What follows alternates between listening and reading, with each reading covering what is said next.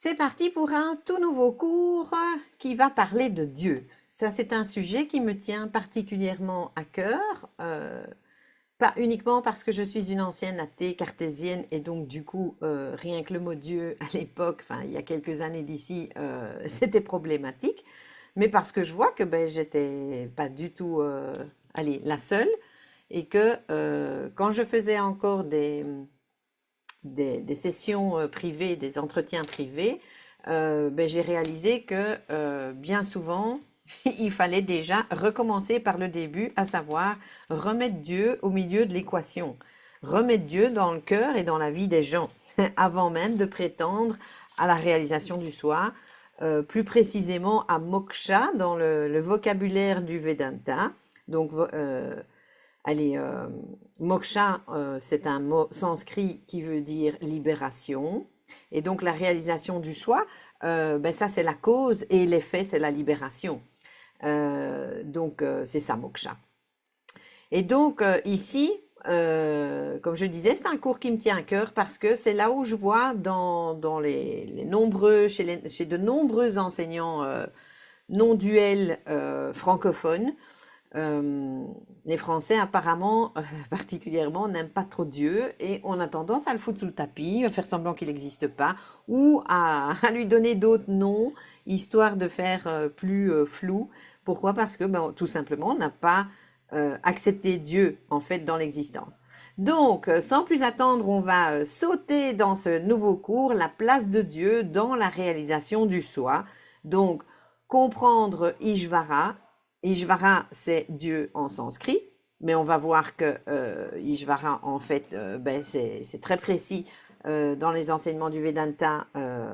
On va bien entendu voir tout ce que ça comprend, Dieu, quand on enseigne le Vedanta. Et donc, comprendre Ishvara, rétablir la relation entre la personne, le monde et le soi. Donc, que nous sommes aussi cette conscience. Alors, on parle beaucoup du soi. Donc ça, c'est Atman dans le vocabulaire du Vedanta, c'est ce que nous sommes. Dans la spiritualité moderne. Donc de conscience, on parle aussi d'unité, d'absolu, de présence, etc., etc. Mais curieusement, on parle très peu de Dieu. Il semble parfois qu'Ishvara, donc c'est Dieu, hein, synonyme, ait été discrètement prié de quitter la pièce afin que la non-dualité paraisse plus moderne, plus rationnelle ou moins religieuse. C'est surtout évidemment l'aspect religieux qui coince chez la plupart des gens. Hein. Pourtant, comment comprendre correctement qui tu es sans comprendre le monde dans lequel tu vis? Ben oui, tu voudrais faire un grand écart et tout de suite comprendre la conscience, l'absolu. Faut y aller quand même par étapes et comprendre d'abord qui tu es en tant que petite personne qui cherche justement la réalisation du soi et dans quel environnement tu te trouves. C'est fondamental. Donc, comment comprendre correctement qui tu es sans comprendre le monde dans lequel tu vis, l'ordre qui le gouverne et la place que tu y occupes? Comment prétendre à la connaissance du soi tout en ignorant celui qui manifeste le corps, donc ton corps, ton mental, l'univers et les lois grâce auxquelles cette connaissance elle-même devient possible? Le Vedanta ne se contente pas d'affirmer tu es la conscience, tu es cela, hein, et toutes les variantes. Il examine l'ensemble de l'équation, à savoir le jiva, donc ça c'est le terme sanskrit pour la personne, euh, pas que, mais bon ici on va se maintenir à jiva égale ben, bibi, donc le jiva, la personne apparemment limitée, yagat, ça c'est le nom dans la tradition sanskrit, le nom en sanskrit dans la tradition pour le monde des objets, le monde transactionnel, matériel, donc yagat. Donc ben voilà, le monde dans lequel elle évolue, donc cette personne, et puis Ishvara, qui est la cause et l'ordre total de cette manifestation, donc Dieu. Et puis le Vedanta révèle leur réalité commune. Le point commun de cette équation, c'est Brahman, la conscience absolue. Réintroduire Dieu dans la quête de moksha, donc la réalisation du soi, bon, qu'on peut appeler vulgairement l'illumination, même si le Vedanta n'est pas trop d'accord. Hein. Donc réintroduire Dieu dans la quête de moksha ne consiste donc pas à remplacer la connaissance par une croyance religieuse ou à se mettre soudainement à négocier avec un vieux barbu installé sur un nuage. Il s'agit de rendre à l'enseignement une pièce fondamentale du puzzle. Car une non-dualité qui conserve le soi mais qui élimine Ishvara, donc Dieu, n'est pas plus radicale, elle est simplement incomplète. Donc en gros, tous ces non-dualistes qui ont foutu Dieu sous le tapis enseignent quelque chose de fondamentalement incomplet. Donc ben voilà, le grand absent de la non-dualité moderne.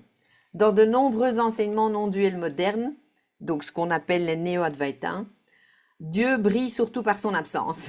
On parle du soi, de la conscience et de l'illusion, de la séparation, mais Ishvara, donc Dieu, est rarement mentionné.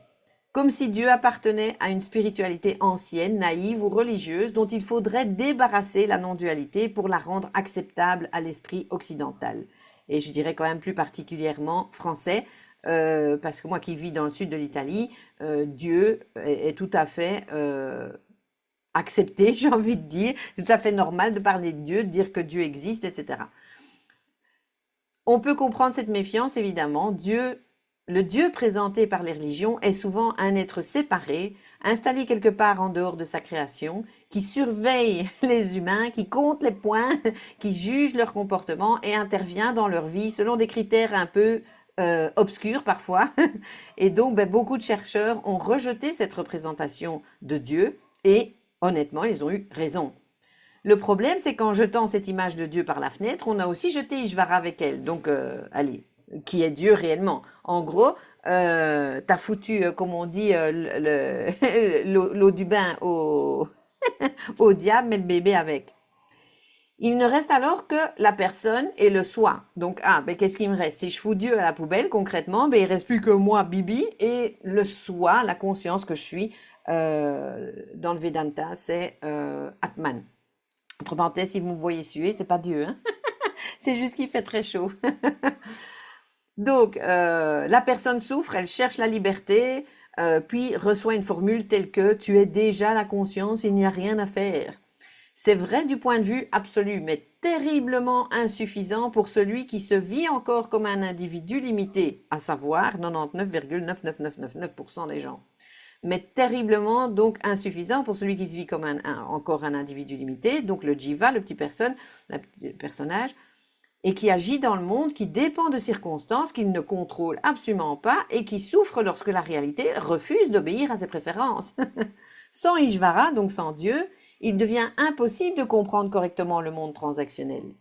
Qui manifeste ce monde? D'où vient son intelligence? Qu'est-ce qui relie les actions à leurs résultats? Quelle est la place du libre arbitre? Comment établir une relation saine avec ce qui nous arrive? Et surtout, comment atteindre la réalisation du soi? Lorsque ces questions sont évacuées, donc, allez, dans le sens, les néo-advaitins, c'est « Oh, il n'y a rien à faire, tout est illusion, t'es déjà ça là, etc. etc. » Donc, pof, on fout à la poubelle toutes ces questions existentielles. Mais du coup, l'ego peut facilement s'approprier la non-dualité. Il proclame qu'il est l'absolu tout en continuant à exiger que la vie se déroule selon ses désirs, bien entendu. Il nie les limites de la personne au lieu de les comprendre et confond parfois la liberté avec l'indifférence, le détachement avec l'évitement ou la connaissance avec la répétition ad nauseam de jolies phrases spirituelles genre « Tatuam assi, tu es cela ». Le Vedanta ne nous demande pas de choisir entre Dieu et le soi. Il nous invite à comprendre la personne, le monde et Dieu. Chacun a sa juste place.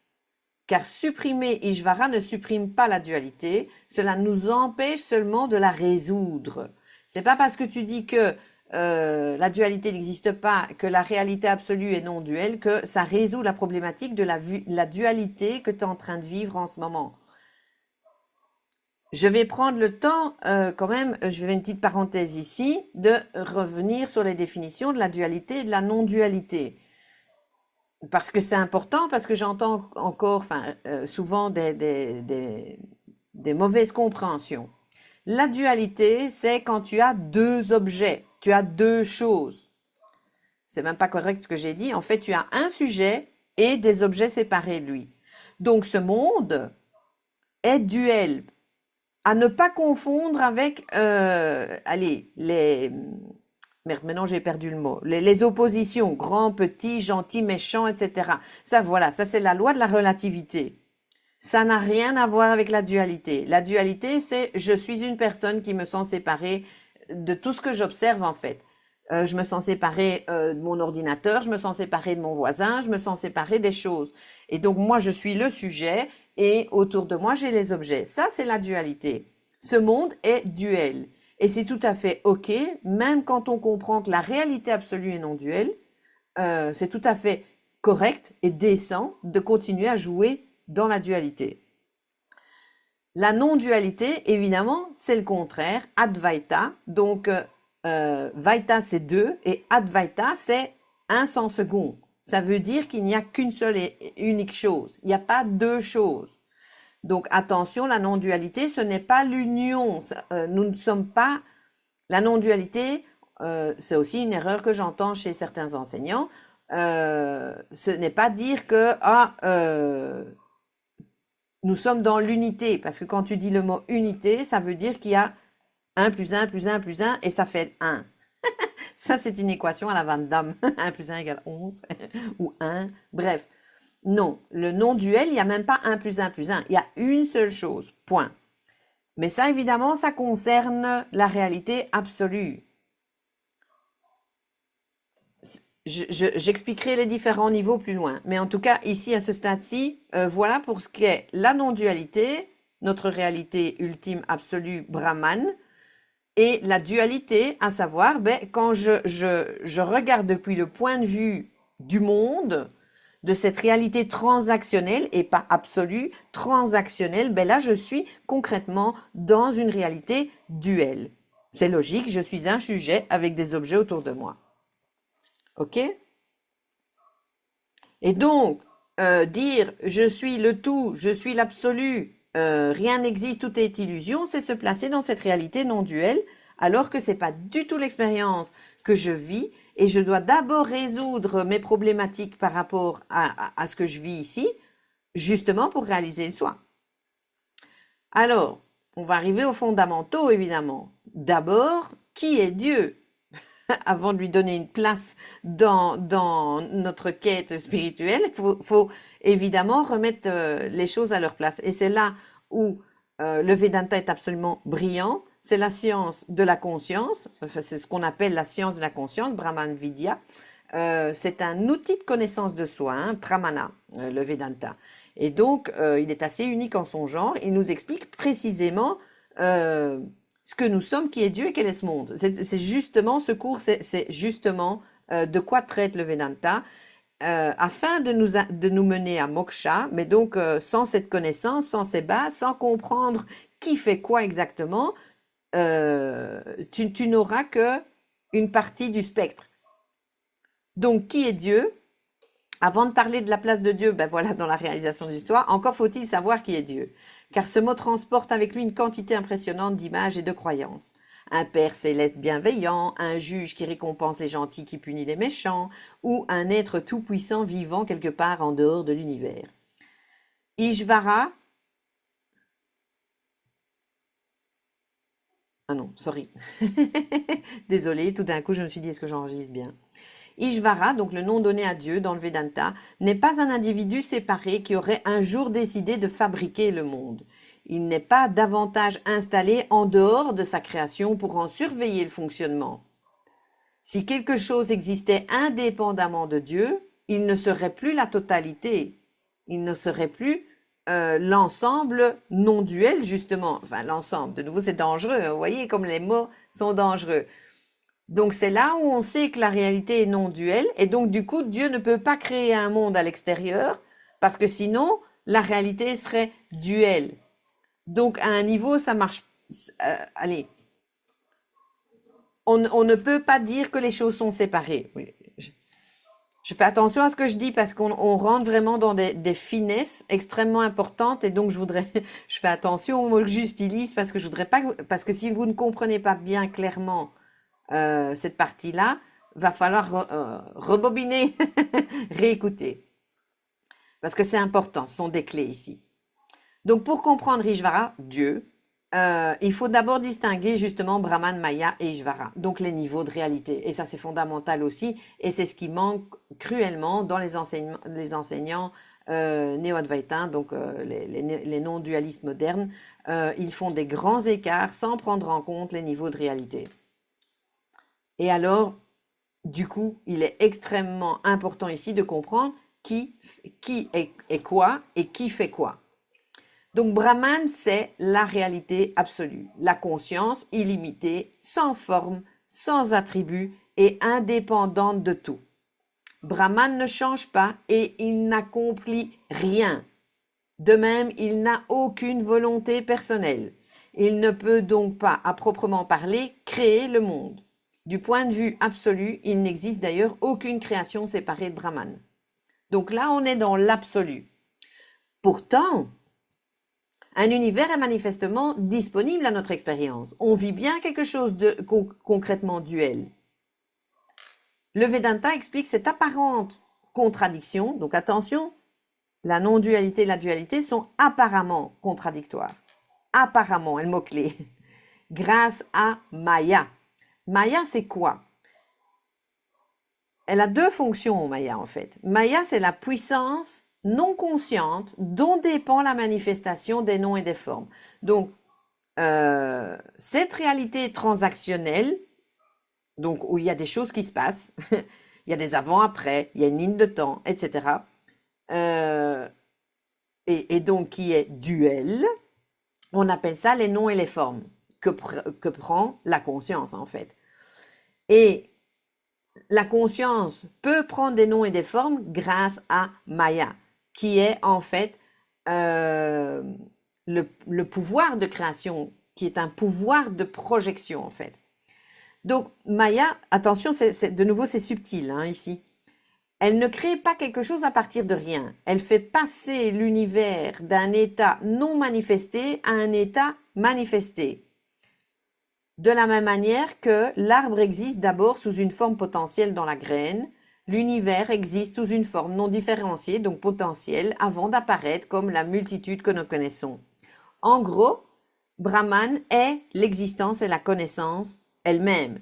Satchitananda, c'est ça, hein? C'est conscience, existence, et enfin existence, conscience et béatitude. Donc Brahman, c'est ça. Et grâce au pouvoir de création de Maya, en fait, Maya va projeter des noms et des formes à partir de Brahman Satchitananda. Ok? Et donc, ce potentiel existe tout le temps. Des fois, il apparaît, et donc hop, on a une réalité transactionnelle qui apparaît, et des fois, elle n'apparaît pas. Mais l'information est toujours là. De la même façon que quand tu as une graine, c'est ça l'analogie utilisée ici, ça va donner un arbre. Pourquoi? Parce que l'information de l'arbre est dans la graine. L'arbre, il n'est pas dans la graine. On est d'accord. Et donc l'univers, pareil. Où il est manifesté, où il est non manifesté, mais l'information a toujours existé et est permanente. Le pouvoir de projection de Maya manifeste cette multitude de noms et de formes. Donc, le monde manifesté, la réalité manifestée transactionnelle duel, on appelle ça les noms et les formes. Son pouvoir de voile, parce qu'elle a deux pouvoirs en fait, Maya. Elle a un pouvoir de projection et elle a un pouvoir d'ignorance, avidya dans la tradition. Et moi, j'appelle ça des voiles. Ce sont les fameux koshas pour ceux qui sont plus avancés dans le Vedanta. C'est les 5 koshas. Donc, il y a un système de voiles qui maintient en fait l'ignorance de ce que nous sommes réellement et de ce qu'est ce monde réellement pour que le jeu puisse fonctionner. Ça va avec en fait. Ce n'est pas une fonction, qui vise à tromper de manière maléfique les gens. C'est vraiment, si tu veux qu'un jeu fonctionne, tu dois y mettre une ligne de temps, tu dois y mettre des lois physiques comme la gravité, etc. Tu dois y mettre, toutes ces choses. Et donc l'ignorance, les 5 fameux voiles qui couvrent, en fait, qui nous empêchent de savoir ce que nous sommes. Ça, c'est aussi un des pouvoirs de Maya. Donc Maya ne produit pas un monde absolument réel et indépendant de Brahman. Ça, c'est important aussi. Ah oui, pardon, son pouvoir de voile empêche le jiva, donc Bibi, de reconnaître sa véritable nature. Il y en a 5, hein, mais bon, je ne vais pas aller dans les détails ici, sinon je vais rallonger le cours, voilà. Maya ne produit donc pas un monde absolument réel et indépendant de Brahman. Elle fait apparaître l'unique réalité sous la forme d'un univers donc changeant qui semble posséder une existence propre. Mais Maya est inerte, c'est un pouvoir, elle est inerte et elle ne peut ni connaître, ni vouloir, ni organiser la manifestation. C'est juste un outil à la limite, on pourrait voir ça comme un outil, mais c'est pas Maya qui commande non plus. Brahman associé à Maya et la maîtrisant est appelé Ishvara. En gros, Ishvara, donc Dieu, c'est Brahman aux commandes de Maya. Brahman n'a pas de fonction, Ishvara a une fonction. Brahman est nirguna, donc sans attribut, et Ishvara est saguna avec attribut. Donc en fait, Brahman et Ishvara, la conscience, c'est exactement la même chose. Ce sont des synonymes, mais par contre, c'est vu depuis des fonctions différentes. Quand on parle de Brahman, on parle de cette réalité absolue. Quand on parle d'Ishvara, on parle toujours de cette même réalité absolue, cette conscience, mais par contre, de cette intelligence qui est aux commandes de Maya. J'utilise souvent l'analogie du rêve et du rêveur. On pourrait dire ici que toi, tu es le vrai, la source, tu es le rêveur, donc tu es en train de dormir et tu produis un rêve, et donc tu manifestes en fait une nouvelle réalité à partir de toi. Est-ce que ce rêve est indépendant de toi? Non. Est-ce qu'il existe? Ben oui, vu que tu en fais l'expérience. Mais une fois qu'il disparaît, est-ce que toi, ça change quelque chose? Non. Toi, la source, le rêveur, tu es indépendant de la bulle de rêve que tu as créée avec tous ces personnages, tous ces nouveaux noms, ces formes, etc., toutes ces nouvelles interactions, ces changements, ces débuts, ces fins, etc. Mais toi, tu es toujours le même, tu restes intouché, intouchable, inchangé, quoi qu'il se passe dans ton rêve. Brahman, la conscience absolue, c'est le niveau non-duel. C'est là où on dit que Maya ne produit pas un monde absolument réel. Pareil, ton rêve, il n'est pas absolument réel. Il existe, mais il est apparemment réel. C'est pour ça que le Vedanta dit que notre monde, notre réalité est apparemment réelle. Elle n'est pas fausse, attention, mais elle n'est pas... elle n'est ni fausse ni vraie, en fait. Et donc, Brahman est indépendant de cette réalité. Maya, on pourrait dire que c'est la bulle de rêve qui permet qu'il y ait un rêve. On pourrait dire que c'est le pouvoir de projection qu'a ton esprit pour créer cette bulle de rêve, en fait. J'espère que c'est plus clair avec cette analogie. Et donc, forcément, le pouvoir de ton esprit, c'est pas qu'il connaît, il veut ou il organise le truc, c'est juste, ok, ça prend telle forme parce qu'il y a une intelligence derrière et du coup, qui est capable de créer d'une certaine manière une réalité apparemment réelle. Mais bien entendu, cette réalité ne peut pas être indépendante de Brahman. Donc notre monde, les petits personnages et tout ça ne peut pas être indépendant de Brahman, de la même manière que ton rêve, si t'es pas là, ton rêve il peut pas exister tout seul. C'est là où on utilise beaucoup l'analogie de la vague. La vague n'a pas d'existence propre, c'est jamais que l'océan qui prend une forme. Si la vague, une fois que la vague disparaît, l'océan il s'en fout, il a subi aucun changement, il est indépendant des formes de vagues. Donc, Ishvara possède toute la connaissance nécessaire à la manifestation. La connaissance qui permet à une graine de devenir un arbre, cette intelligence cosmique. À un embryon de former un corps complet, aux planètes de suivre leur trajectoire, ou au feu, pardon, de brûler. Donc toute cette connaissance, ça n'appartient à personne, ça appartient à l'intelligence totale d'Ishvara. Nous pouvons donc distinguer les fonctions sans séparer les réalités. Donc on a Ishvara qui est la cause intelligente qui connaît et ordonne la manifestation et Maya qui en est la cause matérielle. C'est le support, quoi. Et donc le pouvoir de projection et d'ignorance. La puissance à partir de laquelle apparaissent les noms et les formes.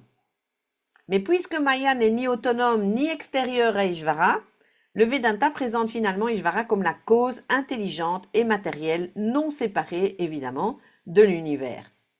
Il n'y a donc pas d'un côté Dieu et de l'autre une matière qu'il aurait trouvée dans un entrepôt cosmique pour construire le monde. Quelle est alors la différence entre Brahman et Ishvara? Ben, comme je l'ai déjà dit, ce ne sont pas deux réalités séparées ou différentes. Brahman est la conscience envisagée en elle-même, sans référence au monde. Tandis que cette même conscience, une fois qu'on l'associe avec Maya, ben, c'est considéré comme la cause de la manifestation, et donc on appelle ça Dieu ou Ishvara en sanskrit. Brahman ne devient pas réellement Ishvara et ne subit aucune transformation. Seul le point de vue change. Ishvara peut aussi être approché sous une forme personnelle. On peut voir Dieu, en gros, comme Krishna, Shiva, Devi, Jésus ou toute autre forme qui permet d'établir une relation avec Dieu. Ces représentations ne sont pas en concurrence avec l'Ishvara impersonnel.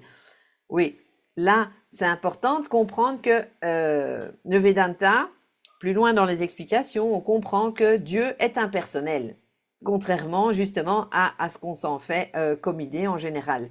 Et donc, pour certaines personnes, le fait que Dieu soit impersonnel, ça les gêne pour créer une relation avec Dieu et donc préfèrent, se dévouer à un Dieu en particulier, à un nom en particulier, à une forme en particulier. Et donc, d'où ici les exemples, Krishna, Shiva, Devi, mais ça peut être Jésus, Allah, tout ce qu'on veut. Et, et en fait, on peut même aller plus loin, je peux même aller un pas plus loin. Le Vedanta, étant donné que euh, toutes ces formes, en fait, sont une seule et même chose, à savoir Dieu lui-même, la conscience, le pouvoir de création. Donc, même quand, par exemple, tu vénères ton corps, disons que tu n'es pas du tout dans la spiritualité, tu es athée, etc., et tu es à fond dans le bodybuilding, tu veux te sculpter un corps de rêve, de rêve, en tout cas dans ton concept à toi, super musclé, machin truc, mais même là, en fait, tu es en train de vénérer Dieu quand tu vénères ton corps de la sorte. Pourquoi? Parce que c'est pas séparé, c'est juste une de ces formes. Donc que tu vénères en fait un arbre, ton corps ou Jésus ou Krishna, ça ne change rien. Tu es toujours en train de vénérer Dieu en fait. C'est ça qui est comique quand on comprend un peu le jeu. Donc, on peut approcher Ishvara, Dieu, sous une forme personnelle ou, ou pas, d'une façon impersonnelle aussi. Donc, mais ce n'est pas en concurrence en fait. C'est pas que tu dois choisir et c'est là où le Vedanta est absolument fabuleux parce que il englobe en fait toutes les religions, toutes les traditions, etc. Et il te dit mais tout ça c'est complètement ok en fait. Et c'est bien. Moi, parfois j'ai des gens, moins maintenant, mais avant, qui me disaient, tu sais, ben moi, j'ai une relation particulière avec Marie ou avec Jésus ou etc. etc. Je dis, mais c'est ok, vas-y à fond quoi. Cultive ça, c'est beau. Donc le Vedanta a toutes les portes ouvertes parce qu'il sait que de toute façon, tu vénères juste une forme et un nom spécial d'Ishvara, mais tu es toujours en train de vénérer Ishvara, en fait, Dieu. Et donc ces représentations, ça rend accessible au cœur ce que le mental pourrait autrement réduire à un concept métaphysique aussi séduisant qu'un mode d'emploi de chaudière. Ishvara, donc Dieu, n'est pas un être auquel il faudrait croire aveuglément. Il est la totalité consciente et intelligente dont le monde, ton corps et ton mental ne sont jamais séparés. Tu ne vis pas dans un univers créé à distance par Dieu, tu vis en son sein, au sein d'Ishvara de Dieu. Alors maintenant, autre question ultra fondamentale et vraiment le job du Vedanta, c'est qui fait quoi? Et de nouveau, c'est pas pour enfoncer le clou, mais c'est ce qui manque, de manière cruelle dans les enseignements des néo-advaitins. Ils sont incapables, et c'est normal parce qu'ils n'ont pas eu d'enseignement eux-mêmes concret. Ils partent sur leurs expériences et de leurs déductions personnelles à travers des expériences notamment mystiques, mais ça ne te donne pas une vision à 360 degrés de qui est Dieu, quel est le monde, qu'est-ce que tu es et est-ce que cette réalité est duelle, non duelle, etc. Et donc ça, le Vedanta, pour ceux qui veulent vraiment comprendre, c'est le Graal de l'humanité. Donc, que nous dit le Vedanta? Qu'est-ce que Dieu fait et ne fait pas? Donc maintenant qu'on sait qui est Dieu, nous pouvons examiner son rôle dans le monde. C'est ici que les choses se compliquent, car nous avons tendance à attribuer à Dieu tout ce qui arrive, comme s'il prenait personnellement chaque décision concernant chacun d'entre nous. Une bonne rencontre, une guérison ou une réussite survient, ah, Dieu nous a entendus. Une maladie, une guerre ou une catastrophe frappe, ah, pas de chance, Dieu nous a abandonnés et nous a punis, ou il possède une conception particulièrement douteuse de l'amour. Mais Dieu n'est pas un individu tout-puissant qui décide arbitrairement de chaque événement. Il est l'intelligence et l'ordre total au sein desquels les événements se produisent et donc deviennent possibles. Ce que Dieu fait, Dieu manifeste, soutient et résorbe l'univers. Ça, c'est hyper important à comprendre. J'aurais peut-être même dû développer un petit peu cette ligne, parce que là, j'ai fait très raccourci. Le Vedanta nous dit, Dieu crée, soutient, détruit. Alors, ça aussi, c'est choquant, hein. Ça veut dire quoi? Il crée des mondes, il les soutient, donc il permet à ce que ça dure, il maintient, il fournit ce qui est nécessaire, et puis il détruit.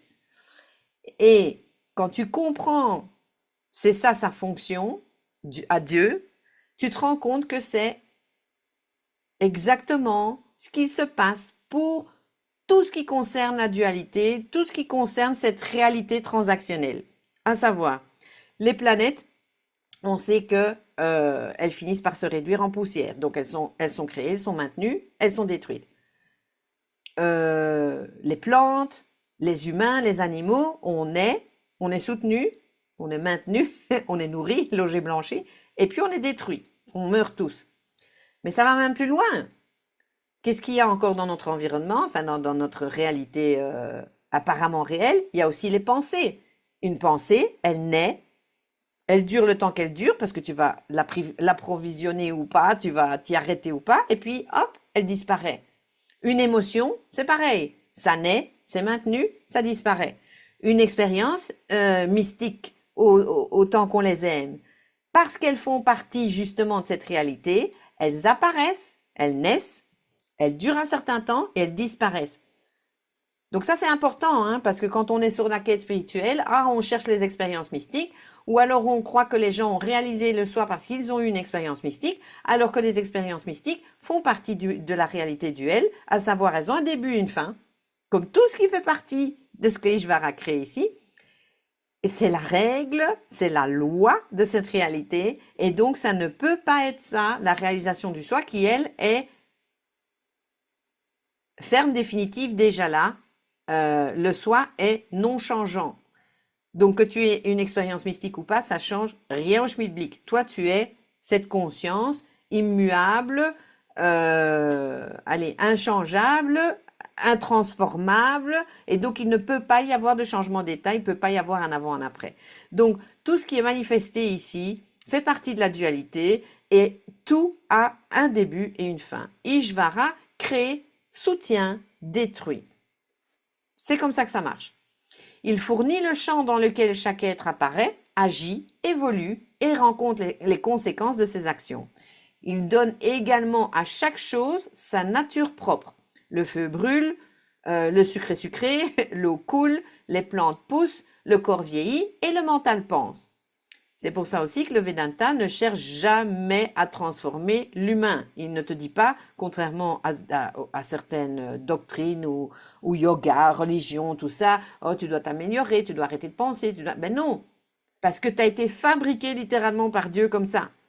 Ton corps vieillit, ton corps pense, tu as des émotions qui sont projetées, etc., etc. Tout cela appartient à différents ordres, toutes ces choses. La nature des choses, l'aspect physique des choses, le fonctionnement des choses, tout ça, ça appartient donc ces ordres qui sont physiques, biologiques, physiologiques, psychologiques, morales et karmiques. Tout ça, en fait, c'est, à part le karma, mais tout ça, c'est le dharma. Ce sont les lois donc physiques, psychologiques, biologiques, physiologiques et morales de cet univers, de cette dimension, on pourrait dire. Ces ordres ne fonctionnent pas séparément et le karma est aussi une loi. Donc il y a les lois dharmiques et les lois karmiques. Et donc ces ordres ou ces lois ne fonctionnent pas séparément. Ils forment un système immense dans lequel chaque événement dépend d'une multitude de facteurs.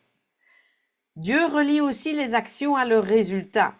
Donc non seulement dans cette réalité transactionnelle apparemment réelle, on a donc des lois dharmiques, des lois karmiques, et donc ces lois karmiques, c'est la fameuse cause à effet. Donc Dieu relie les actions à leurs résultats. Karma en sanskrit, ça veut dire action. Et donc nous sommes effectivement dans une réalité karmique, avec des lois karmiques, donc des lois de cause à effet. Et donc action-réaction, action-réaction, action-réaction. Action, donc karma dans la tradition, en sanskrit, attention, ce n'est pas juste des choses que je fais, c'est aussi ce que je pense et ce que je dis. Parce qu'il y a 3 types d'actions. Mais donc, quand je pense mal de mon voisin, je suis en train de créer du karma. Cause-effet, action-réaction, action-réaction. Donc Dieu relie aussi les actions à leurs résultats. Lorsque tu accomplis une action, tu produis une nouvelle cause dans l'ordre total. Mais tu ne détermines pas seul ce qu'elle donnera. C'est pas toi qui décides ce que ça va donner. Toi, tu crées action, action, action, mais la réaction, donc cause-effet, toi tu crées des causes, mais les effets par contre dépendent d'un million de facteurs dans ton environnement, tout ce qui t'entoure, etc. Donc, allez, c'est pas toi qui décides le côté réaction, effet. Donc, tu ne détermines pas seul, juste toi, ce que ça va donner. Le résultat dépend de ton action, de tes capacités, des circonstances, des actions des autres, des lois naturelles et d'innombrables causes visibles ou invisibles. Dieu ne distribue donc pas les résultats selon ses préférences personnelles, il ne choisit pas ses favoris et ne modifie pas les règles pour ceux qui ont prié plus fort. Il administre impartialement l'ordre du karma, donc cause-effet. Donc c'est là où on comprend pourquoi le Vedanta déclare qu'Ishvara est impersonnel, Dieu est impersonnel. Pourquoi? Parce que justement, c'est pas qu'il est là dans son nuage à compter les points, toi t'as fait mal, toi t'as fait bien, etc. Ben non, il a créé des règles du jeu, en gros, quoi. Il a créé un système de lois, donc karmique et dharmique, et du coup, le système, il tourne sur lui-même, quoi. Et comme ça, et lui, bah, il a créé un logiciel, il doit plus le gérer, il doit pas être derrière. Le mot administre ici, pourrait faire penser à un fonctionnaire céleste entouré de classeurs, mais il ne s'agit évidemment pas d'une activité accomplie au cas par cas. L'ordre du karma n'est pas extérieur à Dieu, il est l'une des expressions de son intelligence. Donc voilà, c'est l'expression de son intelligence, ces lois karmiques et dharmiques. Voilà. Alors, qu'est-ce qui ne fait pas Dieu? Ben, Dieu n'organise pas ta vie autour des préférences de ton ego, ça c'est clair. Il ne garantit ni la santé, ni la réussite, ni une existence dépourvue de pertes et de contrariétés. Ça se saurait. La présence d'un ordre intelligent ne signifie pas que cet ordre a pour fonction de te rendre chaque situation agréable. Dieu ne décide pas non plus personnellement de chaque action humaine. Il fournit aux personnes un corps, un mental, des capacités, etc. et une marge de manœuvre, le fameux libre arbitre. Mais ce sont elles qui utilisent cette marge. Donc, ce sont ces personnes donc, que Dieu a élaboré, son intelligence en fait a élaboré, mais ces personnes utilisent donc cette marge pour agir conformément au dharma ou pas. En gros, où tu t'alignes avec les lois dharmiques de cette existence. Donc, on a vu, c'était des lois physiques, morales, psychologiques, biologiques, physiologiques, etc. Ou tu joues contre lui. Moi, j'ai choisi, parce que se frotter contre Dieu, voilà. Lorsqu'une personne ment, exploite, agresse ou tue, donc là, c'est un comportement adharmique, donc contre les lois dharmiques. Dieu n'accomplit pas cette action à sa place. L'acte appartient au jiva, Bibi, le personnage, qui l'a choisi. Même si la possibilité d'agir et les lois qui produiront ses conséquences appartiennent à l'ordre de Dieu. Donc, les actions, il y a bel et bien une marge de manœuvre. Par contre, la réponse, ça, c'est l'ordre. Action, réaction, mais comme on a vu, la réaction, c'est une multitude de factures. Oui, tu vas payer la facture. Une multitude de facteurs ensemble. Donc Dieu ne supprime pas davantage les lois de la manifestation chaque fois qu'elles produisent un résultat douloureux. Le feu ne cesse pas de brûler parce que la personne qui le touche est innocente. Un corps ne devient pas immortel parce qu'il est habité par quelqu'un de profondément spirituel. Nous pouvons prier pour obtenir de l'aide, de la force ou des circonstances favorables, mais la prière n'est pas un contrat commercial obligeant Dieu à livrer le résultat demandé sous 48 heures avec livraison gratuite. Euh, Les règles du jeu. Donc, dans ce monde transactionnel, cette réalité transactionnelle, nous possédons une certaine liberté concernant nos actions. Nous pouvons réfléchir, décider, agir, renoncer ou corriger notre trajectoire. Ben oui, sinon la réalisation du soi serait pas possible si c'était déjà, allez, s'il y avait rien à faire, s'il y avait pas de volonté à avoir, etc., et que c'était juste des mécanismes, allez, même si c'est vrai, c'est pas vrai, là je pars sur un terrain très pointilleux, mais bon, on a une marge de manœuvre. Disons qu'on peut accélérer le schmilblick ou pas. C'est surtout là que ça va se jouer. Cette liberté est relative, voilà. Ça, c'est important. C'est relatif. Donc, c'est pas à 100%. C'est pas que tu fais tout ce que tu veux. Pourquoi? Parce que tu es ultra conditionné et parce que il y a des lois dans cet univers. Voilà. Donc, car nos choix, ben voilà, sont influencés par notre corps, notre histoire, nos conditionnements, nos émotions, les circonstances dans lesquelles nous nous trouvons et blablabla. Mais malgré tout, on a quand même une petite liberté relative et c'est sur elle que repose notre responsabilité. Donc, dire que le libre arbitre n'existe pas, c'est retirer justement la responsabilité aux gens de leurs actions. Et ça, c'est pas bon. Ça, comme je le disais, ça fait ralentir le schmilblick. Concrètement, si tu es intéressé par la réalisation du soi et donc la libération moksha, prends tes responsabilités au niveau de tes actions. Prends en compte le fait que tu as un libre arbitre, même s'il est extrêmement limité, même si ça joue sur peu de choses, mais quand même t'en as. Et ça va accélérer le schmilblick. En revanche, nous ne choisissons jamais directement les résultats de nos actions. Nous pouvons préparer un examen, lancer un projet, prendre soin de notre santé, tenter d'établir une relation harmonieuse. Nous pouvons fournir les meilleures causes possibles, mais nous ne pouvons jamais garantir le résultat. Ben oui, je veux un job, je balance je sais pas combien de CV par jour, je peux pas garantir que je vais avoir un job comme j'ai décidé moi et dans tel délai et gagner autant par mois, etc., etc. Je peux rien garantir. Pourquoi? Parce que c'est pas de mon ressort. Moi, ce qui est de mon ressort, c'est justement, est-ce que je vais me bouger les fesses et envoyer plein de CV ou est-ce que je vais prier allez, Marie, Jésus, Joseph, pour que ça tombe tout cuit? C'est là où j'ai du jeu. Donc, la règle fondamentale, c'est simple. Tu es responsable des actions que tu poses, mais tu n'es jamais l'auteur souverain des résultats qu'elles produisent. Ça ne signifie pas évidemment que tes actions n'ont aucune importance. Elles constituent ta contribution personnelle à l'ordre total. Donc, non, tu as aussi ton petit rôle à jouer, hein. N'oublions pas qu'Ishvara, en fait, voit toujours les choses de manière collective. Euh, allez, et pas individuel. Pour lui, c'est un ensemble qui tourne sur lui-même. Et c'est pour ça aussi que, allez, par exemple, le pouvoir de l'attention, ou les jeux pour manifester, etc. Des fois ça marche, des fois ça marche pas. Pourquoi? Pas parce qu'une fois tu l'as bien fait, une fois tu l'as pas bien fait, mais parce que si ce n'est pas dans l'intérêt de la collectivité, tu peux demander tout ce que, allez, tu peux demander aussi fort que tu veux, ça va pas venir. Ishvara, les lois répondent en fonction de la collectivité, jamais de manière individuelle, parce que justement, nous sommes effectivement tous reliés les uns aux autres. Et quand je dis les uns aux autres, en fait, je reprends aussi les autres objets, les autres formes, vivantes ou pas. Tout est relié.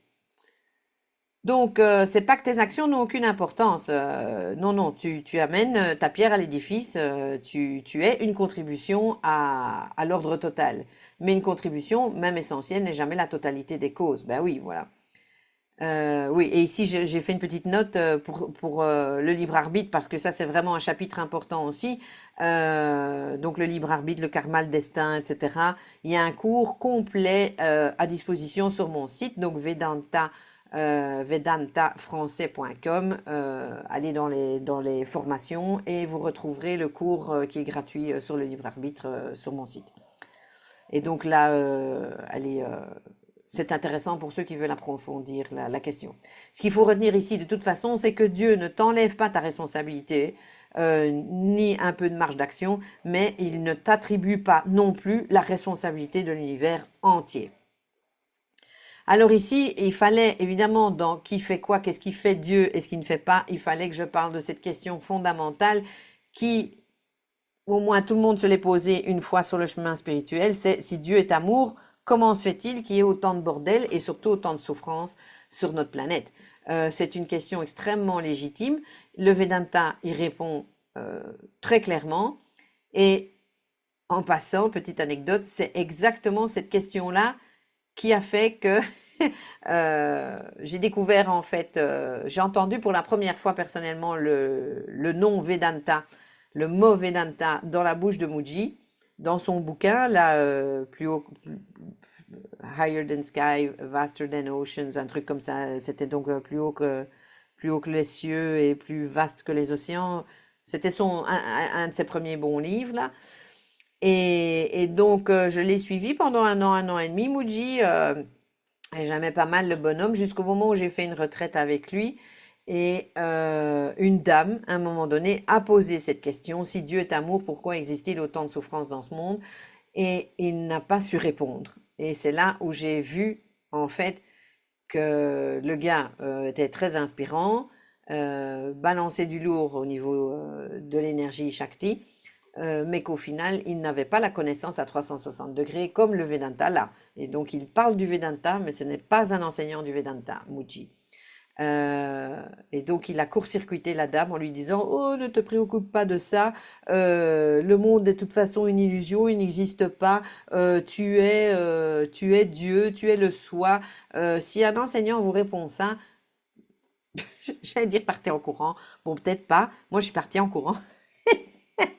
Parce que j'avais soif de vérité. Bon, la réponse n'est pas du pipeau, c'est vrai, mais uniquement au niveau absolu. En attendant, nous sommes ici sous une forme humaine, donc par défaut, on se prend pour un personnage, pour un humain, avec des problèmes, et surtout, on se sent coincé dans ce monde qui apparemment est hyper chaotique, alors qu'on va le voir ici, il n'est pas du tout chaotique, au contraire. Donc, c'est probablement l'objection la plus fréquente. Si Dieu est tout-puissant, intelligent et amour, pourquoi, bon Dieu, c'est le cas de le dire, existe-t-il des maladies, des catastrophes, des guerres, de la souffrance, autant de cruauté, etc., etc. La question semble insoluble lorsque Dieu est imaginé évidemment comme un individu cosmique qui choisirait chaque événement.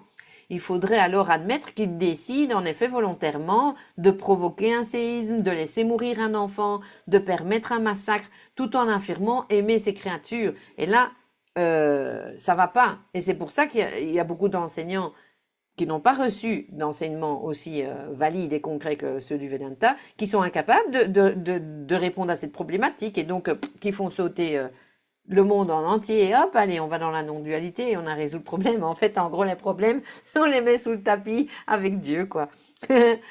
Donc, le dossier devient effectivement difficile à défendre sans une excellente équipe d'avocats célestes. Mais Dieu n'est pas un individu séparé qui intervient depuis l'extérieur. Il est l'ordre total et cet ordre contient des réalités que nos préférences personnelles n'apprécient pas. Et ça, c'est la vérité. Ça fait partie du jeu. Évidemment, le vrai problème, c'est que ça ne nous convient pas, à nous, en tant qu'humains, qui souffrons, qui nous sentons limités, etc. Un monde matériel implique des corps vulnérables, le changement, la naissance, le vieillissement et la mort. Les mêmes lois biologiques qui rendent la vie possible permettent aussi la maladie. Les mêmes mouvements de la Terre qui ont rendu notre planète habitable peuvent aussi provoquer des séismes. La nature ne fonctionne pas selon les catégories humaines de récompense et de punition. À cette souffrance inhérente à un monde changeant s'ajoutent les actions humaines, évidemment. Puisque le jiva, donc le personnage, dispose d'une liberté relative, il peut en faire un usage conforme au dharma ou pas. Et donc, pourquoi on ne respecte pas les règles du dharma, à savoir ne pas nuire, etc., etc., ben parce que on est gouverné alors par l'ignorance, la peur, l'avidité, la haine, etc., etc., la soif de pouvoir, etc. Les guerres, l'exploitation et la cruauté ne prouvent pas l'absence de Dieu. Ça montre juste ce qu'est l'être humain et ce qu'il peut produire lorsqu'il utilise sa liberté sans comprendre sa relation au tout, sans comprendre les lois dharmiques et karmiques.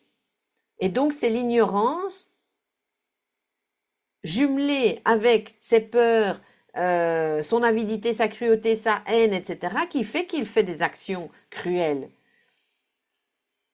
C'est les mécanismes, c'est l'outil humain, donc que ce soit son corps qui va tuer ou que ce soit son esprit qui pense tout tordu, ben c'est les outils qu'on a. Et oui, on est libre de les utiliser pour faire du mal. Ça fait partie du jeu. Un monde dans lequel personne ne pourrait jamais mal agir serait également un monde sans liberté ni responsabilité. Nous serions des figurines téléguidées dans un immense Playmobil cosmique, très propre, probablement bien rangé, mais incapable de choisir quoi que ce soit. Le karma nous permet de comprendre que toute action s'inscrit dans un réseau de causes et produit des conséquences. Donc le karma ici fait plutôt référence à la loi de la cause à effet. Donc le karma d'un côté c'est les actions, mais c'est aussi la loi de la cause à effet. Et donc, mais il ne nous autorise jamais à déterminer pourquoi un événement particulier arrive à une personne. Donc, tu peux dire, ok, celui-là, il fait telle et telle action et il va y avoir des conséquences et donc ces actions sont soit dharmiques, soit adharmiques. Mais tu sais pas dire pourquoi un événement te tombe sur le coco parce qu'il y a trop de facteurs qui entrent en compte, quoi. C'est comme je disais, j'envoie des CV, mais c'est pas pour autant que je vais avoir un job, donc je peux pas dire que je suis responsable du fait que j'ai pas de job. Non, il y a plein de circonstances de l'autre côté et des circonstances qui sont dépendantes elles aussi de la loi karmique, quoi.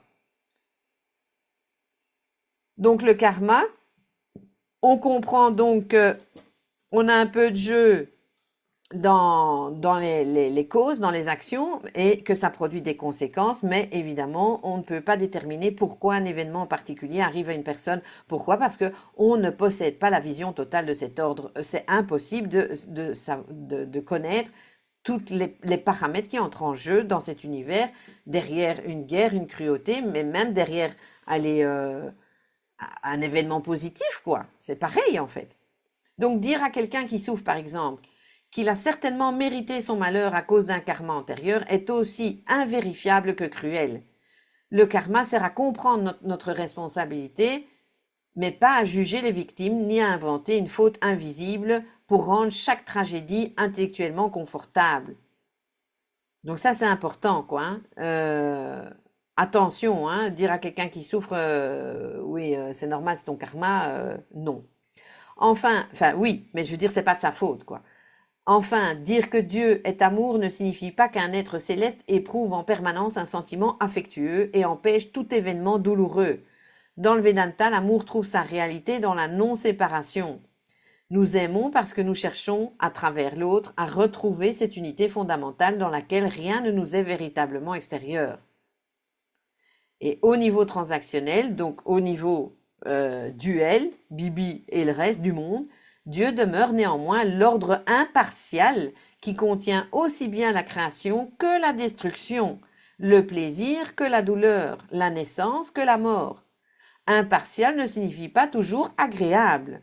La gravité ne te déteste pas lorsque tu tombes dans l'escalier et elle ne te félicite pas lorsque tu arrives entière en bas ou entier. Reconnaître qu'un événement appartient à l'ordre de Dieu ne signifie donc ni l'approuver ni rester passif. Si une injustice peut être combattue, le dharma, donc les lois morales, nous demande d'agir. La compassion, la protection des êtres et la résistance à la violence appartiennent tout autant à cet ordre. Donc, vous voyez, c'est important, hein. C'est pas parce que tout est automatisé, j'ai envie de dire, que pour autant, on n'a rien à faire, que pour autant, on ne doit pas justement avoir de la compassion, de l'empathie, aider son prochain, etc. Ou vouloir faire bouger le monde, tout simplement, c'est OK, quoi. C'est tout à fait OK. Certains ont une nature, ben justement, de politiciens, aller pour faire bouger les mentalités, apporter des choses nouvelles à la population, etc., etc. C'est tout à fait OK, quoi. Et aussi, je ne sais pas si je le dis ça. Ah oui, voilà, si ça vient. Ben justement, j'allais le dire parce que je me dis, tiens, ça manque dans mon chapitre, mais non, le voilà, je me souvenais plus. Accepter la réalité signifie reconnaître que ce qui est arrivé est désormais un fait, afin de pouvoir lui répondre lucidement. Mais ce n'est pas bénir la cruauté ou excuser l'injustice ou déclarer que tout est parfait. C'est cesser d'exiger que le présent ne soit pas ce qu'il est pour... pardon, c'est cesser d'exiger que le présent ne soit pas ce qu'il est pour décider ce que nous allons ou pas maintenant, ce que nous allons en faire ou pas.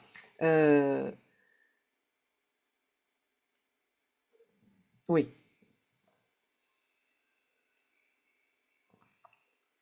Et donc maintenant, le pas suivant, c'est le karma yoga.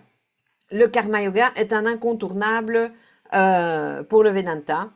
Et on va le voir ici, parce que maintenant qu'on a vu qui est Dieu, ce qu'il fait, ce qu'il ne fait pas, et justement, ben, quelle est ma marge de manœuvre, donc mon libre arbitre, qui est donc très concret, même si limité, ben, du coup, maintenant, qu'est-ce que je fais concrètement, comment je me bouge dans le monde, quoi, comment j'agis dans le monde.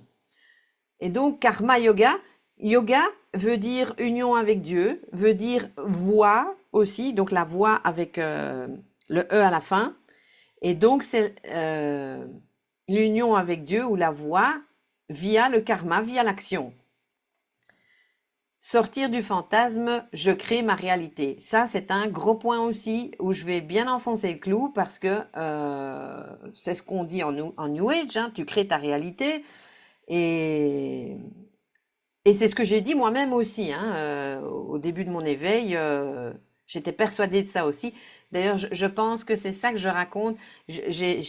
Dans mes playlists sur ma chaîne YouTube, il y a toute une playlist Vedanta Versus où j'analyse d'autres enseignants et notamment des néo-advaitins. Et à un moment donné, j'ai fait une vidéo sur moi-même où j'étais aussi une néo à l'époque, avant donc le Vedanta. Et si je me souviens bien, cette analyse de moi-même quelques années plus tôt, ben j'étais complètement dans le fantasme, je crée ma réalité. Oui, oui, oui. Donc si ça vous amuse, allez la voir. Je me suis donc analysée. C'est comique. Bref, la reconnaissance de Dieu comme ordre total, je vais y arriver, transforme complètement notre relation à l'action. Ça, c'est important aussi, parce qu'on est toujours dans le qui fait quoi. Maintenant, toi, moi, en tant que personnage, que faisons-nous? Donc, elle nous sort cette reconnaissance de Dieu, notamment d'une idée particulièrement séduisante dans la spiritualité moderne, tu crées ta réalité. Cette affirmation contient une petite part de vérité. Nos pensées, effectivement, vont influencer nos décisions, nos comportements et notre manière d'interpréter les événements. Ça, c'est sûr. Allez, n'importe quel psy peut le dire aussi. Nos actions produisent des conséquences et nos habitudes façonnent en partie notre existence. Ça, c'est sûr. Mais participer à la réalité que nous vivons ne signifie pas la créer entièrement, bien entendu. La loi d'attraction attribue souvent à l'individu un pouvoir qu'il ne possède pas. Il suffirait de penser positivement, de maintenir une vibration élevée ou de visualiser correctement un résultat pour que l'univers se charge de le livrer. Si cela ne fonctionne pas, le verdict tombe. Tu as douté, mal vibré ou entretenu une croyance limitante cachée dans une cave de ton inconscient, etc. etc. Liste non exhaustive ici. Hein.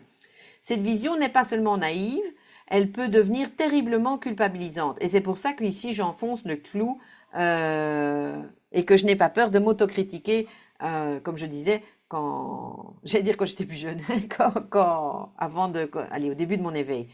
je disais ça, mais au final, ça n'a pas résolu pour moi la problématique de la réalisation du soi. J'étais pas plus éveillée qu'avant en pensant ça. Et surtout, je me suis rendu compte à quel point c'est culpabilisant de penser ça. Si tu crées tout ce qui t'arrive, ben, tu dois avoir attiré ta maladie, ton agression, tes difficultés financières, ta maison qui brûle, la mort d'un proche, etc.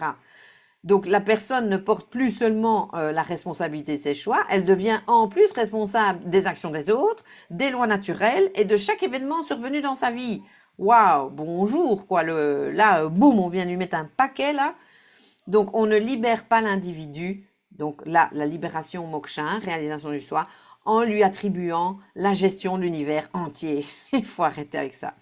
On lui offre simplement une couronne cosmique beaucoup trop lourde pour sa tête. Donc c'est beaucoup trop lourd à chercher, à prendre en charge. Et en plus, ce n'est pas la vérité. En tant que personne, nous n'avons pas la charge du retour de nos actions et nous ne gérons pas la loi de cause à effet. Karma Yoga rétablit une position plus saine. Tu disposes d'une liberté relative concernant tes actions, mais leurs résultats appartiennent à Dieu. Donc Karma Yoga, c'est ça.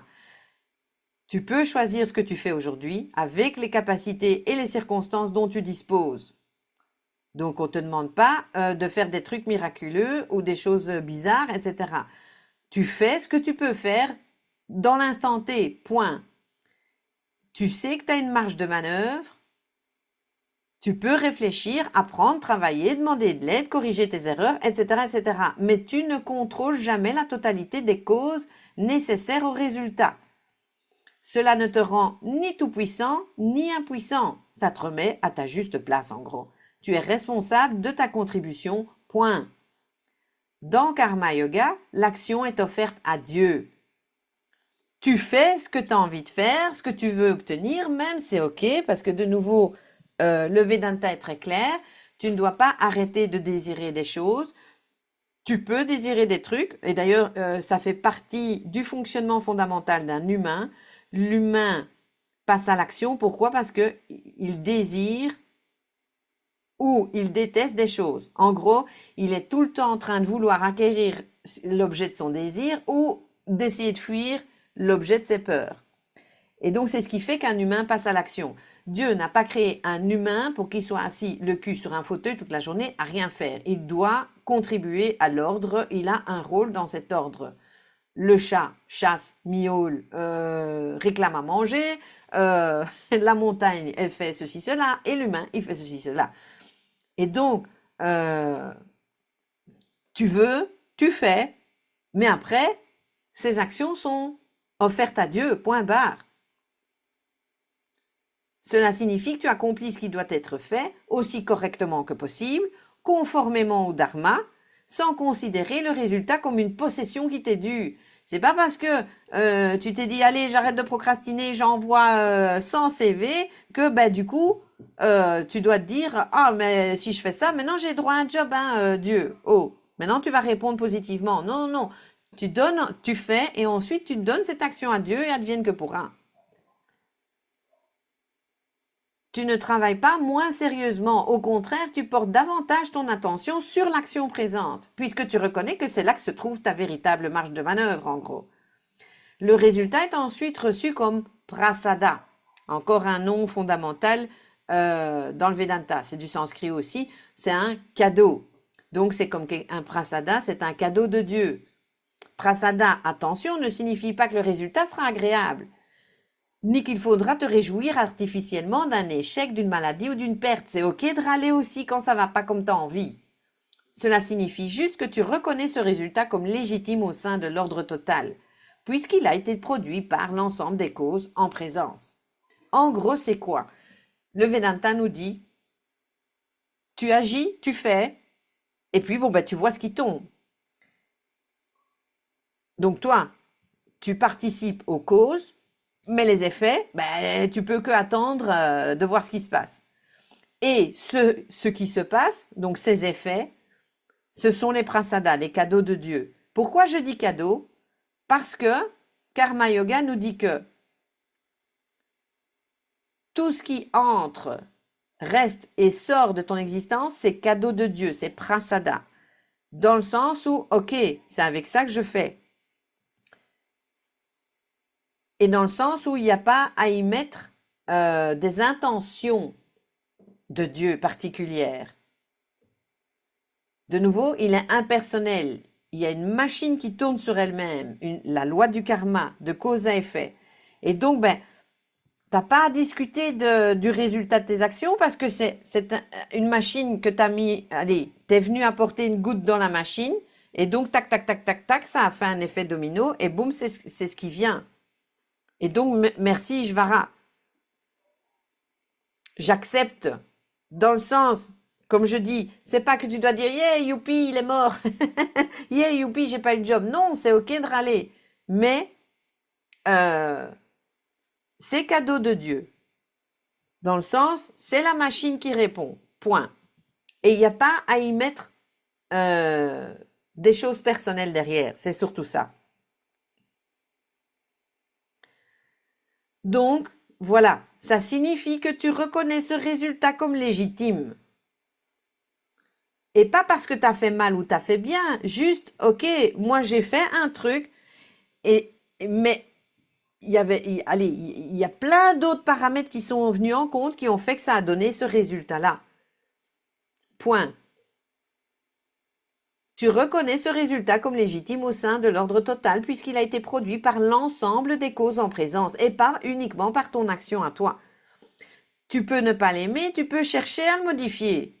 Genre, zut, j'ai pas eu le job que je voulais, donc bah, je veux modifier ma condition, je veux trouver un travail, bah allez, je continue. Tu peux ressentir de la tristesse, colère, frustration, dégoût, tout ce que tu veux. Karma Yoga ne te demande pas de sourire béatement pendant que ta maison brûle en murmurant que tout est parfait. Il t'invite à recevoir le fait avant d'y répondre, au lieu de gaspiller ton énergie à exiger qu'il n'ait jamais lieu. Pourquoi on souffre? Parce qu'on n'est pas content du résultat, parce qu'on n'est pas d'accord, et parce qu'on veut que ce soit autre chose en fait.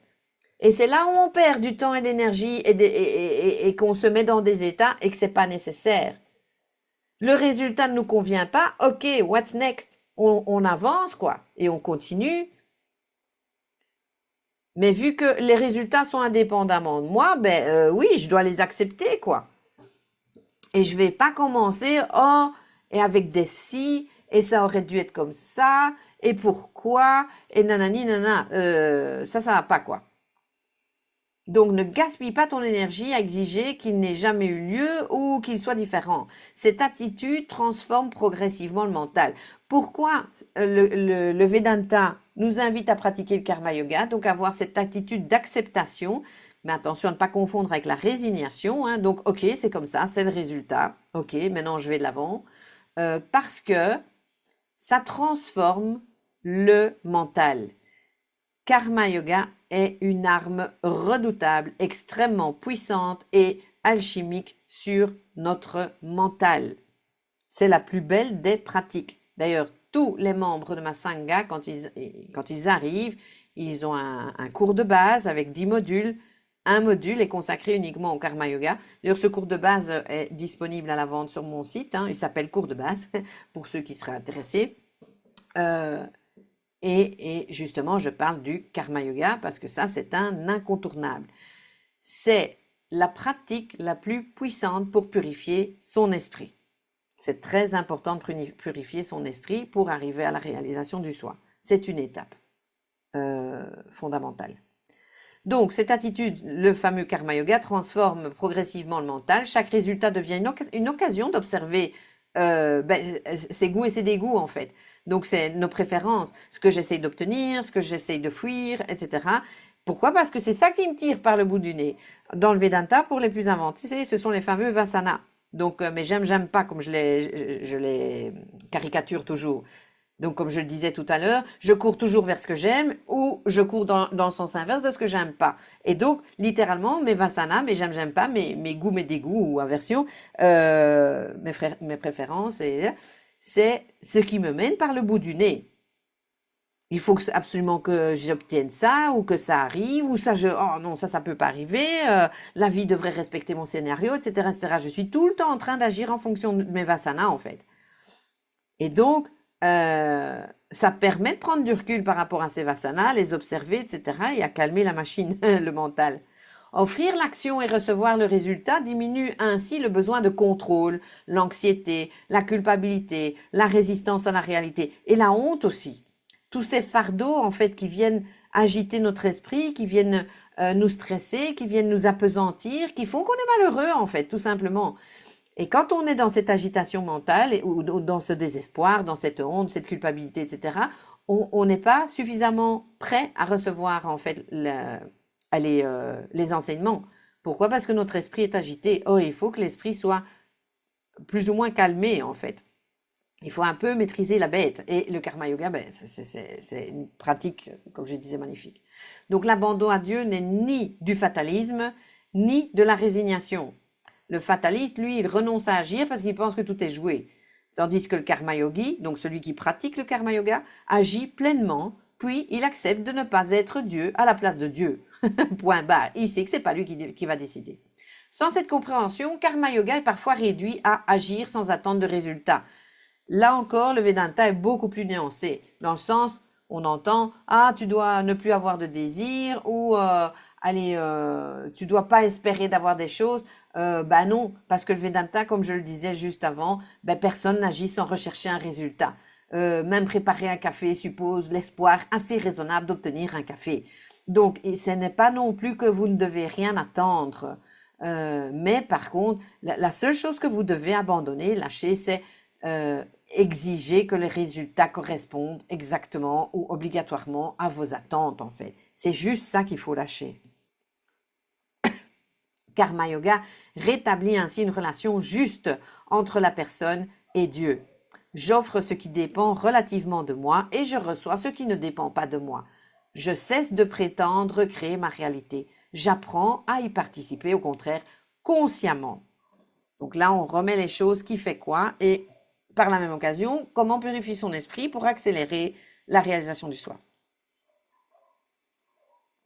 Un autre yoga qui permet aussi de préparer l'esprit, c'est le Bhakti Yoga, qui est établir une relation vivante avec Dieu. Donc Bhakti, toujours la voie, l'union, et Bhakti veut dire dévotion.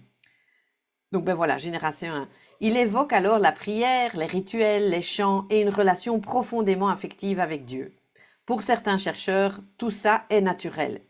Il y a des gens qui vont avoir des représentations, qui vont aller avoir des sadhanas, donc des pratiques très bhakti, donc des prières avant de manger, etc., qui ont un petit hôtel dans leur maison. Tout ça, c'est du bhakti en fait. Et c'est tout à fait OK. Mais par contre, pour d'autres, c'est la partie du programme qu'ils auraient bien voulu foutre sous le tapis, donc laisser aux personnes émotives qui aiment chanter en sanskrit devant une statue. Mais heureusement pour ceux-là, et je fais partie de ces gens, hein, je suis pas une grande dévotionnelle, sauf que si, mais pas dans la forme classique qu'on voit en Inde avec une tonne d'actions culturelles en fait, de traditions et de gris-gris et de machin, de trucs. Moi, c'est pas du tout mon truc, mais c'est pas pour autant que je ne suis pas une bhakta, donc un dévot d'Ishvara. Et ça, on va voir ça ici. Bhakti Yoga ne désigne pas une voie concurrente de la connaissance. Oui, le Vedanta, c'est la voie de la connaissance. Donc, Karma Yoga, c'est la voie de l'action. Bhakti Yoga, la voie de la dévotion. Et Jnana Yoga, ça c'est le Vedanta, c'est la voie de la connaissance. Jnana, c'est la connaissance. Et donc, ça ne vient pas en concurrence et ce n'est pas réservé à un tempérament particulier.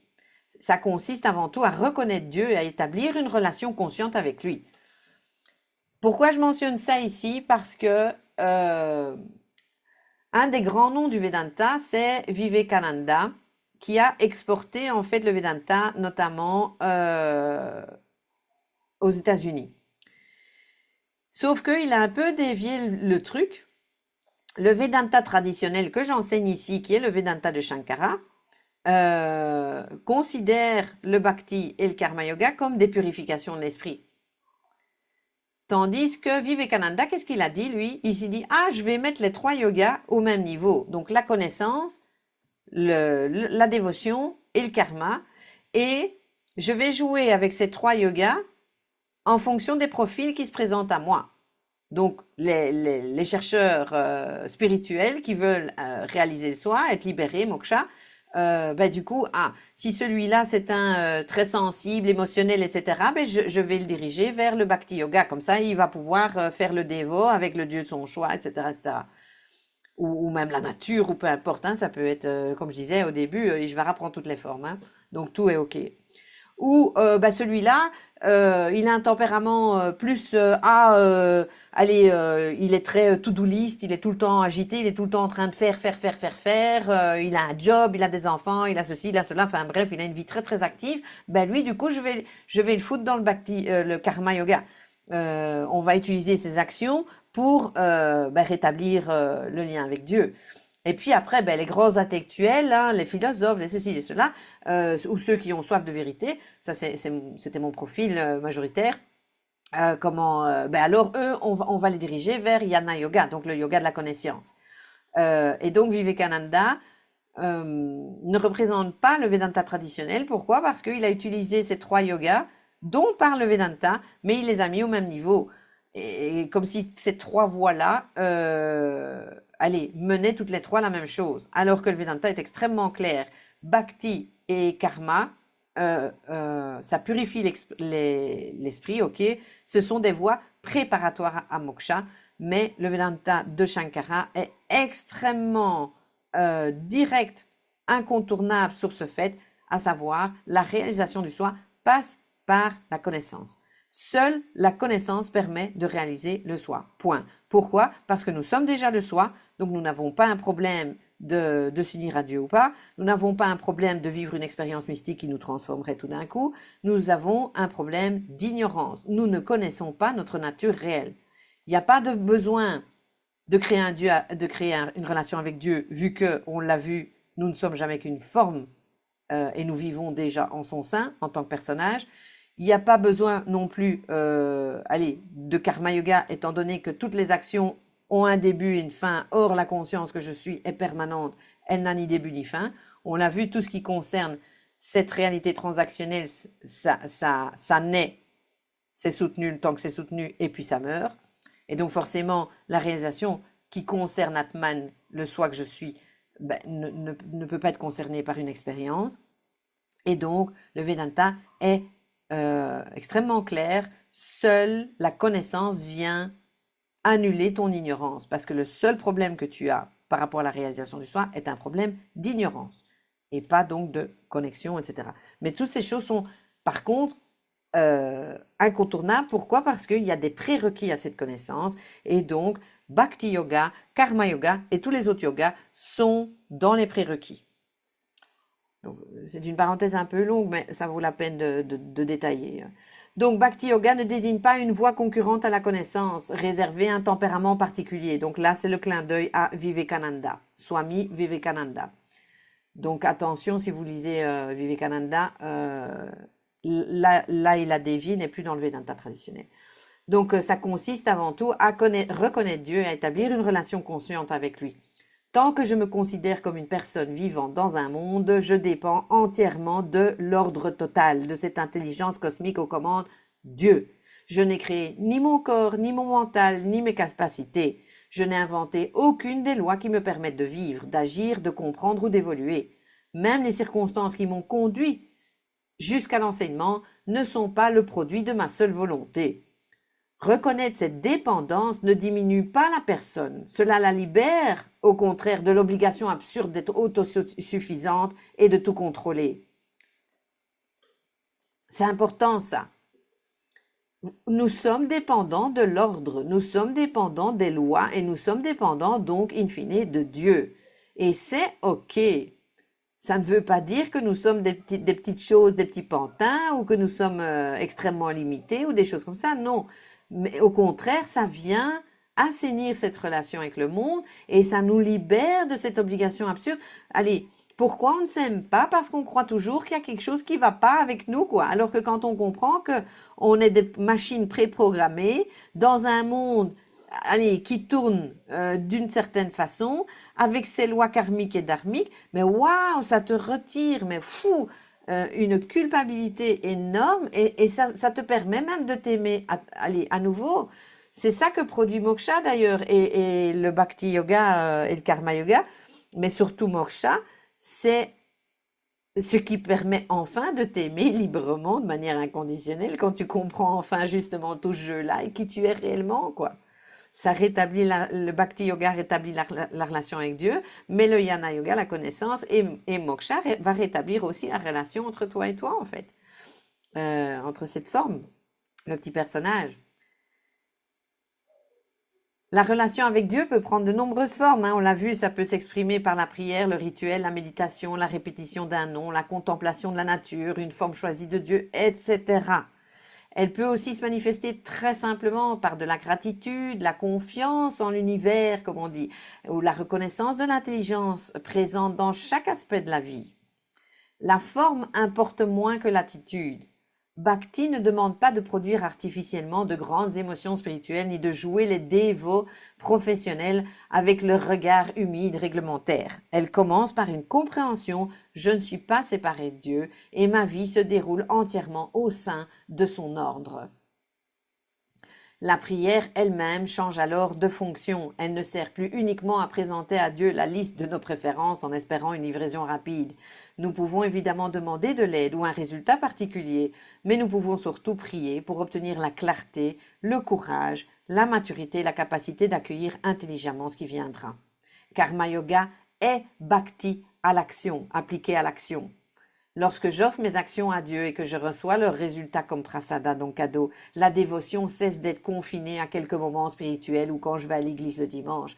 Chaque situation devient le lieu de la relation, que ce soit au travail, dans ta famille, quand tu réussis quelque chose, mais même quand tu es contrarié et même quand les personnes semblent avoir, même vis-à-vis de certaines personnes qui semblent avoir été personnellement envoyés pour tester les limites de ton évolution, comme je disais, ceux qui appuient sur tous nos boutons en fait.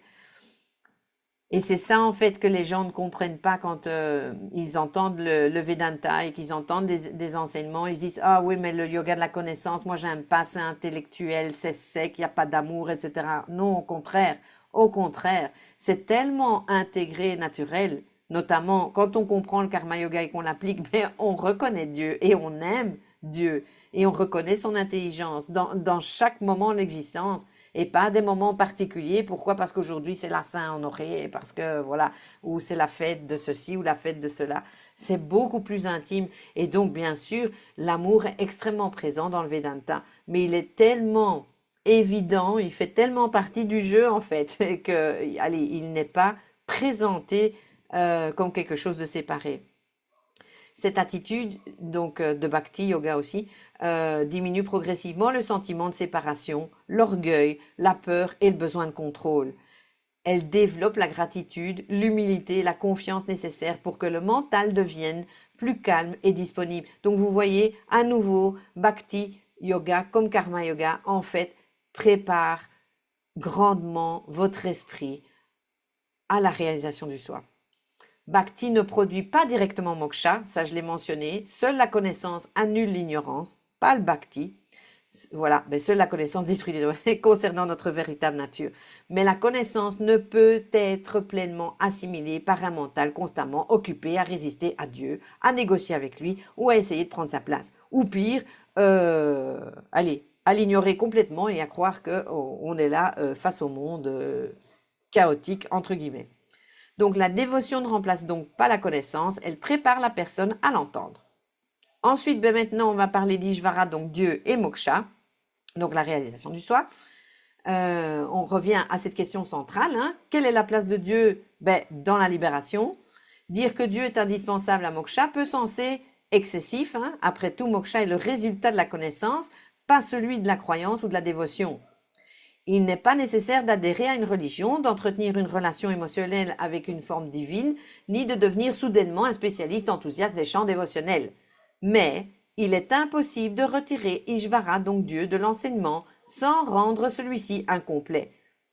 Donc, c'est ce que je disais juste avant, avec Karma Yoga et Bhakti Yoga, c'est pas ça qui mène à moksha, mais ces deux yogas fondamentaux qui remettent Dieu au centre de l'existence du personnage, ben, si tu retires ça, ben, ton enseignement est incomplet, tu comprends pas tout, quoi. Ishvara intervient d'abord dans la préparation du mental. La connaissance je suis la conscience illimitée peut être entendue en quelques secondes. Ben oui, intellectuellement je peux l'entendre, tu es cela, machin truc, tout va bien. Mais on se rend bien compte que malgré qu'on l'a entendu 3 millions de fois, ça ne libère pas automatiquement celui qui l'entend. Si le mental reste dominé par les peurs, les désirs, les blessures, le besoin de contrôle, la résistance à la réalité, etc., cette connaissance demeure intellectuelle. Point. Et en plus, elle peut aussi être déformée par l'ego. Hein. L'ego, il aime bien s'approprier les notions. Hein. Donc, Karma Yoga et Bhakti Yoga préparent précisément le mental à recevoir l'enseignement. En reconnaissant les limites de son contrôle, en offrant ses actions à Dieu et en recevant leurs résultats comme prasada, cadeau, la personne devient progressivement plus objective. Ses goûts et ses aversions, donc les fameuses vasanas, mais j'aime pas qu'ils me tiennent par le bout du nez, perdent une partie de leur pouvoir. Et donc ces personnes acquièrent l'humilité, la stabilité et la disponibilité nécessaires pour examiner ce que révèle le Vedanta. Pour le coup, tu es cela. C'est ça qu'il nous révèle. Mais Ishvara n'intervient pas seulement dans la préparation, il appartient également à la connaissance elle-même. Donc remettre Dieu au milieu du schmilblick, c'est pas uniquement pour te préparer, c'est aussi parce que c'est la connaissance elle-même en fait. Ce qu'on fait là, c'est Ishvara lui-même. Le problème fondamental du jiva, donc le personnage, n'est pas uniquement qu'il ignore être la conscience. Il se considère comme un individu séparé, confronté à un monde extérieur et soumis à des forces qu'il ne comprend pas. Le Vedanta doit donc résoudre l'ensemble de cette vision. La nature de la personne, celle du monde et celle de Dieu. Si j'affirme je suis le soi tout en continuant à voir le monde comme une réalité indépendante, chaotique ou opposée à moi, la non-dualité n'est pas pleinement comprise. Donc vous voyez, c'est hyper important de comprendre le rôle de Dieu, comment fonctionne, pour comprendre la non-dualité. Si Dieu demeure un autre être situé quelque part en dehors de moi, la séparation va subsister. La révélation du Vedanta porte sur l'équation entière. Jiva, Jagat et Ishvara ont une seule et même réalité Brahman. Jagat, ici, c'est le monde, hein, c'est les formes, les noms et les formes. Le Tao appelle ça le monde des 10 000 choses. Yagat, donc Jagat. Donc Jiva, Jagat et Ishvara. Le Vedanta, qu'est-ce qu'il fait?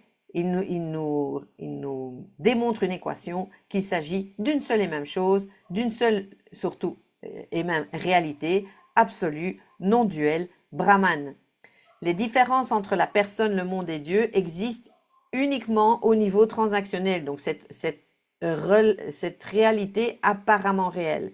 Mais ça ne constitue pas trois choses indépendantes, trois réalités indépendantes. Ce n'est donc pas la croyance en Dieu qui est indispensable à moksha. Donc, c'est pas le fait que tu crois ou pas en Dieu qui va jouer pour la réalisation du soi. C'est, par contre, la compréhension d'Ishvara et la résolution de la relation entre la personne, le monde et Dieu. Donc, c'est comment tout ça est lié, en fait. Comprendre la base. Une non-dualité qui conserve le soi, mais qui élimine Ishvara, peut facilement devenir juste une position mentale. Et donc, ça, c'est le cas des néo-dvaita. Hein. Il y en a beaucoup comme ça, les néo. Ils te disent, tu es cela, tu es le soi, tu es Atman. Atman, Brahman, c'est la même chose. Hein. Mais t'as pas Dieu, et donc, du coup, en fait, c'est une position mentale. C'est une personne limitée qui répète qu'elle est l'absolu, tout en restant en conflit avec la vie. L'ego ne disparaît pas forcément. Il a simplement obtenu une promotion métaphysique. La réalisation du soi ne consiste pas à remplacer Dieu par soi-même, ni à proclamer que la personne est tout d'un coup toute puissante. Ça se saurait. Si tu dis je suis Dieu, ben alors vas-y, allez, crée et détruis des montagnes, quoi. Non, t'es pas Dieu en fait. Celui qui déclare ça est pas Dieu, parce qu'il y a que le petit personnage qui peut déclarer quoi que ce soit. Soit. Donc elle consiste à reconnaître la réalité essentielle de la personne, qui n'est pas différente de celle de Dieu. Donc, ma nature primaire n'est pas différente de la nature primaire de Dieu. Je ne peux pas être différente. Je suis une vague, je ne peux pas être différente de l'océan. Mais imagine, moi je suis une petite vaguelette et Dieu, c'est le tsunami qui fait 100 mètres de haut. Est-ce qu'on est les mêmes? Est-ce qu'on est capable de faire les mêmes trucs? Non. Est-ce qu'on est la même chose? Oui. Euh, Peut-être qu'en disant comme ça, c'est plus clair. Donc, notre réalité, notre essence primaire, c'est Brahman non duel. Mais si je regarde au niveau du personnage, je ne suis pas Dieu, ça c'est sûr. Pour découvrir que Dieu n'est pas autre que soi, encore faut-il avoir cessé d'ignorer. Ben oui, tu ne peux pas dire je suis Dieu alors que déjà tu n'as pas inclus Dieu dans le schmilblick dès le départ. Ensuite, ben de la relation à l'identité, parce que tout ça c'est bien beau, mais ça concerne, on est resté dans le monde duel, donc moi et Dieu, donc moi le personnage est Dieu. Mais le but du Vedanta, moksha, c'est quoi? Ben, c'est de t'amener à cette connaissance qu'au final tu es le soi. Et donc, on pourrait dire que la réalisation du soi n'est rien d'autre qu'un shift d'identité. J'arrête de me prendre pour ce petit personnage, je me prends maintenant pour la conscience non limitée, immuable, éternelle, donc sans début ni fin, jamais né. Mais allez, et avec ce personnage qui est juste une petite forme, comme si je regardais ben, depuis un trou de serrure. Donc la place de Dieu dans la quête évolue avec notre compréhension, évidemment. Au départ, la personne se croit séparée, seule face au monde, à un monde immense qu'elle tente de contrôler. Dieu est alors absent, rejeté ou imaginé comme un être extérieur dont il faudrait gagner les faveurs. La vie ressemble à une lutte constante entre moi et tout le reste. En découvrant Ishvara, donc Dieu, cette vision commence à changer. Je comprends que je ne suis pas un individu isolé évoluant dans un univers chaotique. Mon corps, mon mental, mes capacités, les situations que je rencontre et les résultats de mes actions appartiennent tous à un ordre intelligent qui me dépasse et m'inclut. Karma Yoga et Bhakti Yoga permettent alors de rétablir la relation saine avec Dieu. J'agis sans prétendre contrôler les résultats. Je reconnais ma dépendance, j'offre mes actions et j'accueille ce qui vient comme prasada. La relation est alors encore dualiste. Je suis la personne et Dieu est le tout.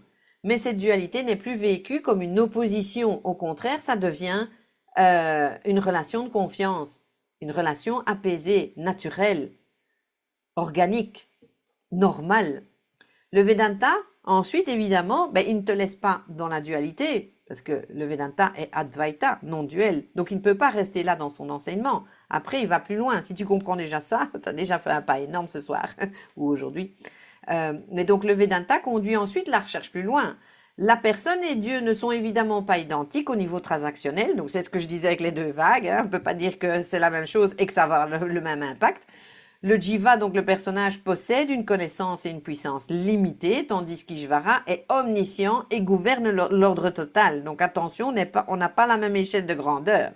Donc déclarer je suis Dieu en parlant de la personne serait simplement offrir à l'ego une cape de super-héros beaucoup trop grande pour lui.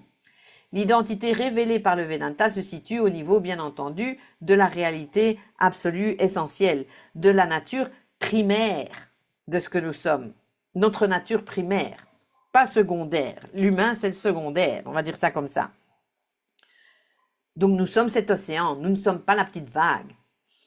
Lorsque les attributs propres au jiva, donc au personnage, et à Ishvara sont reconnus comme appartenant à Maya, donc cette bulle de rêve, ce pouvoir de projection, de créer des formes, etc., des formes et des noms, ben, ce qui demeure dans les deux cas, c'est la même conscience illimitée, Brahman.